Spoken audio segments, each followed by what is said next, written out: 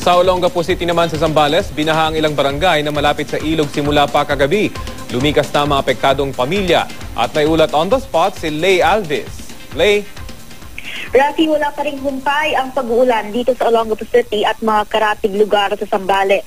Nagsimula pa kagabi ang pabugso-bugsong pag-ulan, kaya hanggang sa mga oras na ito ay baha pa rin sa ilang mga lugar dito, lalo na yung mga malapit sa ilog. Kabilang dito ang Banikain, Kababae, Old Cabalan, East Bahak-Bahak, Mabayuan at Santa Rita. Nasa halos 200 pamilya o halos 800 individual ang apektado. Ang ilan sa mga pamilya ay lumikas na sa mga evacuation center. Nagsimula raw na tumaas ang tubig bandang alas 8 kagabi. Nabigla nga raw ang ilan dahil mabilis na tumaas ang tubig. Ang iba nga ay sumasakay na lamang ng bangka.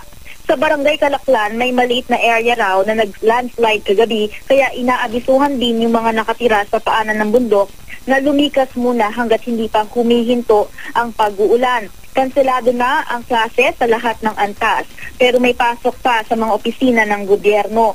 Namamahagi na ng relief goods ang lokal na pamahalaan sa mga apektadong residente. Rafi? Lay, yung panahon dyan, kumusta? Patuloy pa rin ba yung pag-ulan at yung baha? Humuhupa ba o lalong lumalaki? Tama yan, Rafi. Nung simula kagabi, talagang pabugso-bugso yung pag-uulan eh. So, minsan hihinto sandali, tapos bigla na namang bibira yung pag-ulan at kaya yung tubig, humuhupa, kanina humupa, pero sinasabi nga ng lokal na pamahalaan na nakaantabay sila dahil nga kapag patuloy itong pabugso-bugsong pag-ulan, ay baka tumaas na naman yung tubig sa ilang lugar, lalo na kapag sinabayan ito ng high tide, Rafi. Lay, nung nakarang taon kasi napakalaki nung baha din dyan, mas matindi pa raw nung panahon ng Ondoy at naging problema.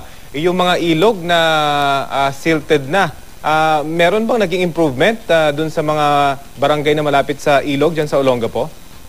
Sa tingin ko, Rafi, bilang residente rin dito sa Olongapo City, wala pa masyadong improvement kasi simula nga nung nag-Mount Pinatubo, napakadali nang umapaw ng ilog. So kaunting pagulan lang, minsan kahit wala namang bagyo, basta malakasing pagulan, ay mabilis na umaapaw yung ilog, kaya bumabaha dun sa mga karatig lugar nito, Rafi.